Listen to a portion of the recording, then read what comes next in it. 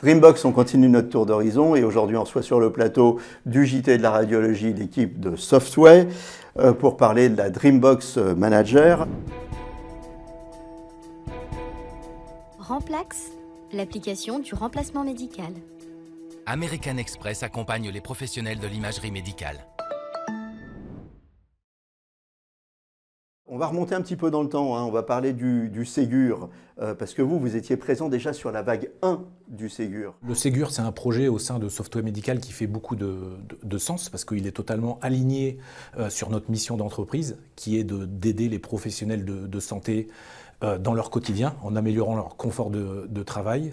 Et c'est vrai que ce projet-là de Dreambox et de Ségur, qui va permettre de fluidifier le parcours du patient, d'apporter de l'efficience médicale, il est totalement aligné avec cet objectif. Ça a été un investissement ce Ségur. Comment vous avez la méthode de travail pour répondre au Ségur, qu'est-ce que ça a été? Alors effectivement, c'est un investissement massif à l'échelle du groupe Softway Médical, puisqu'on investit dans 4 couloirs, les hôpitaux, la médecine de ville, les laboratoires et l'imagerie médicale.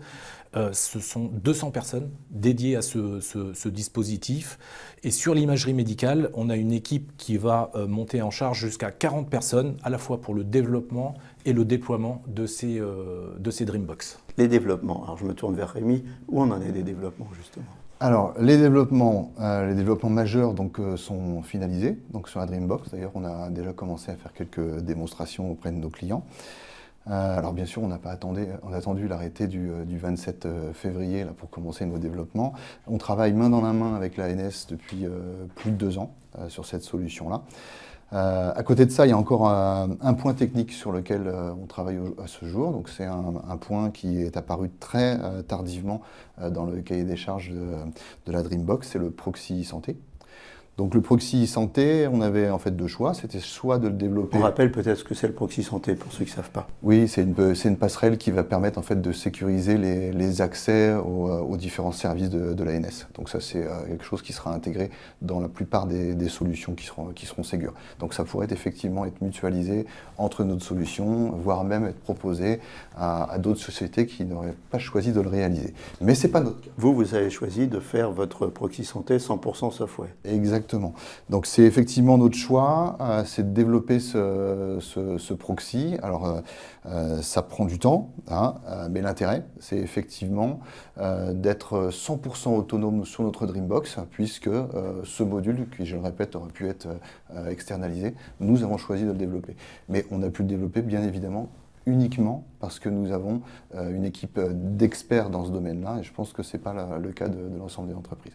Alors aujourd'hui, on a parlé du Ségur, on vient de rentrer dans le détail de la Dreambox. On en est où exactement? On en est à l'étape des sites préfigurateurs.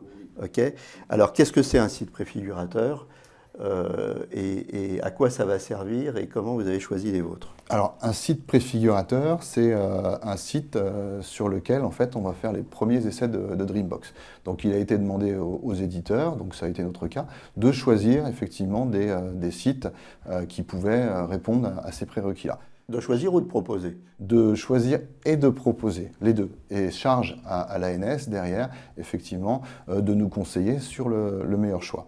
Donc qu'est-ce que c'est déjà que le site des préfigurateurs? Donc nous, bien sûr qu'on n'avait pas l'obligation d'y aller, bien sûr que nous y allons, on pense que c'est indispensable. Donc il faut se remettre dans le contexte, la Dreambox c'est une nouvelle solution. Donc c'est un produit nouveau qui existe nulle part. Et un éditeur, dès qu'il développe un nouveau produit, il a un process de mise sur le marché. Et dans ce process au-delà de la collaboration avec des clients pour construire la solution, il y a une phase de mise en pilote. Et cette phase mise en pilote, ça va correspondre au final à cette phase de préfigurateur. On va tester la solution et valider qu'elle correspond bien donc, à la promesse qui a été identifiée au départ. Donc ça, c'est quelque chose qu'on va faire maintenant, main dans la main, avec nos partenaires qu'on aura choisis et également avec l'ANS.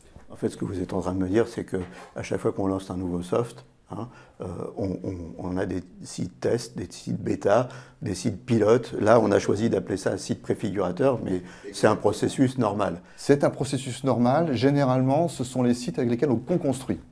Là, ce n'est pas tout à fait le cas, puisque le cahier des charges a été effectivement défini par l'ANS avec les idées. Alors justement, qu'est-ce que vous en attendez de ces sites préfigurateurs, puisque vous n'avez pas co-construit avec eux? Vous attendez de voir quoi? Si ça marche, tout bêtement. On attend aussi de l'investissement de leur part, parce que c'est quelque chose qui va être important, c'est-à-dire qu'on a choisi les préfigurateurs en fonction de leur proximité qu'on peut avoir avec eux, en fonction de leur configuration, et on espère effectivement qu'on puisse démontrer des vrais cas d'usage sur des bassins de territoire entre différentes Dreambox pour montrer effectivement qu'on ait la possibilité simplement d'accéder à des examens qui seraient faits en dehors de la structure de production. On va revenir sur les critères de choix, mais d'abord, moi, ce que je vous propose, c'est qu'on aille voir un de vos sites préfigurateurs. On a interrogé le docteur François Jambon. On l'écoute maintenant. Écoutez, on a toujours été intéressé par la diffusion des comptes rendus et des images. Nous sommes un groupe pluridisciplinaire, radiothérapie, médecine nucléaire et imagerie médicale. Et donc, on a souhaité être préfigurateur pour le bien de nos patients et de nos correspondants. Préfigurateur, c'est une chose, mais après, pourquoi avoir choisi la Dreambox Manager? Écoutez, pour nous, c'était une évidence. Notre RIS est War Manager, le PAX aussi. Et donc, nous avons étudié différentes solutions du marché. Et notre partenaire historique nous a semblé être la meilleure solution. Voilà. Ce qui est important pour nous, c'est l'accès aux données de DMP et des images par cette Dreambox qui sont intégrées dans notre environnement quotidien du RIS. Bon, on vient d'entendre François Jambon. J'ai envie de revenir sur les critères de choix des sites préfigurateurs. Comment vous les avez définis? Alors, il y a plusieurs critères pour les définir. Il y a déjà la collaboration avec le client, l'historique de la collaboration, les interlocuteurs qui nous permettent de mettre toutes les chances de notre côté. Ça, c'est le premier critère. Ensuite, il y a le niveau d'équipement, c'est-à-dire est-ce qu'il a notre RIS, est-ce qu'il a le RIS-PAX, le type d'architecture hébergée locale. Et enfin, les activités. Est-ce qu'ils font que de la radio? Est-ce qu'ils font de la médecine nucléaire, vu que la médecine nucléaire est maintenant concernée? Donc tous ces critères ont contribué au choix des sites. Public, privé, les relations, le bassin de population, tout ça, ça rentre dans les critères de choix. On a essayé justement d'avoir un panel assez complet pour répondre à tous les enjeux en fait.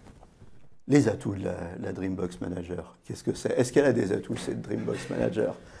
Dites-moi tout. On a essayé d'être en phase avec la situation des radiologues. Donc il y avait un premier enjeu qui a été exprimé, un besoin, à savoir le besoin de sécurité. On sait que les systèmes sont de plus en plus exposés, vu qu'on doit partager des informations, et que les radiologues et les cabinets de radiologie n'ont pas forcément les ressources pour implémenter ce type de solution. Et puis c'est pas leur métier. Et c'est pas forcément leur métier. Donc notre premier objectif, c'était de prendre en charge toute cette complexité grâce à notre savoir-faire hébergeur de données de santé, puisque depuis 2011, nous sommes certifiés hébergeurs de données de santé. Et donc l'idée de notre Dreambox, c'est qu'elle soit hébergée, mutualisée, pour pouvoir apporter un haut niveau de sécurité et de supervision de la solution, tant sur le court terme que sur la durée, en fait. Atout numéro 1, donc la cybersécurité. Premier niveau, effectivement, la cybersécurité. Le deuxième point, c'est centré sur les usages, parce que les médecins ont une deuxième contrainte, c'est le temps. Et donc là, dans un contexte où ils ont très peu de temps, on leur donne des informations supplémentaires. Mais si on ne leur apporte pas de la facilité dans la capacité à exploiter ces informations, ça va être un échec. Donc notre enjeu, c'est pour maximiser la valeur de la Dreambox, c'est de leur mettre l'information à portée de main. Et donc là, en étant acteur du RIS et du PAX, on est les mieux placés pour faire en sorte que cette Dreambox ne soit pas que installée, qu'elle soit utilisée et intégrée. Intégrée au RIS. Exactement. Okay. Et enfin, le dernier point, c'est de faciliter la mise en œuvre, parce qu'on va les installer, ces Dreambox, mais le succès, ça sera dans l'utilisation. Et donc, en étant acteur à la fois du RIS, du PAX et de la Dreambox, on va faire en sorte d'apporter un accompagnement pour que ce soit une réussite d'utilisation. L'idée, en fait, du projet, c'est de concrétiser ce programme national en réussite locale chez chacun de nos clients. C'est vraiment ça notre enjeu. Justement, les clients, les radiologues, ils la connaissent, la Dreambox, ils savent ce que c'est, ou ils vous posent encore beaucoup de questions? Bon, ils ont compris l'intérêt, ils ont compris effectivement le sens du partage de l'image, mais à ce jour, concrètement, non, je pense qu'ils se posent encore des questions, et c'est d'ailleurs notre rôle, il faut qu'on leur montre à quoi ça sert. Donc il y a encore un gros effort d'information à faire autour de la Dreambox? Oui, je pense, oui. Je pense. Okay.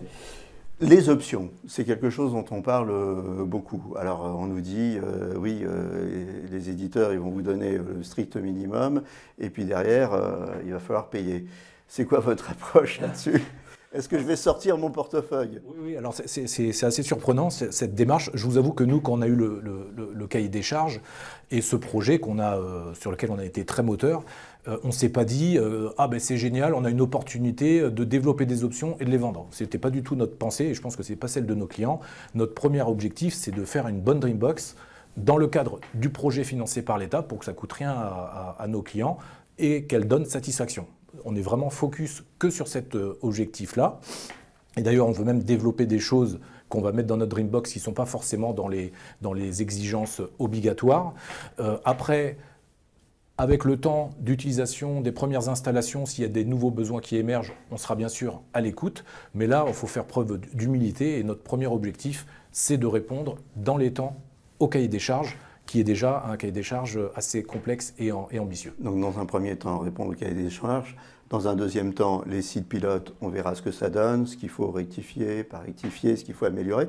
Et puis, comme vous le disiez, donc avec le dialogue client, peut-être l'émergence de nouveaux usages. Exactement. Et c'est là où, bien sûr, ce n'était pas prévu au départ, où il y aura peut-être des options. Hein, c'est ce que vous me dites. Hein. Notre Dreambox, elle va vivre, en fait, comme tous les produits de notre gamme. Et si on peut effectivement lui rajouter des services ou des usages, on ne va pas se gêner. Et on construira avec nos clients. Et ben voilà, il ne faut pas se gêner et puis co-construisez avec vos clients. Je vous remercie d'être passé sur le plateau. Et nous, on se donne rendez-vous pour le grand direct au ministère. On vous attend 18h, 19h30, mercredi. À très bientôt.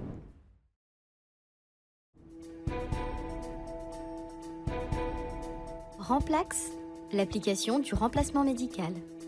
American Express accompagne les professionnels de l'imagerie médicale.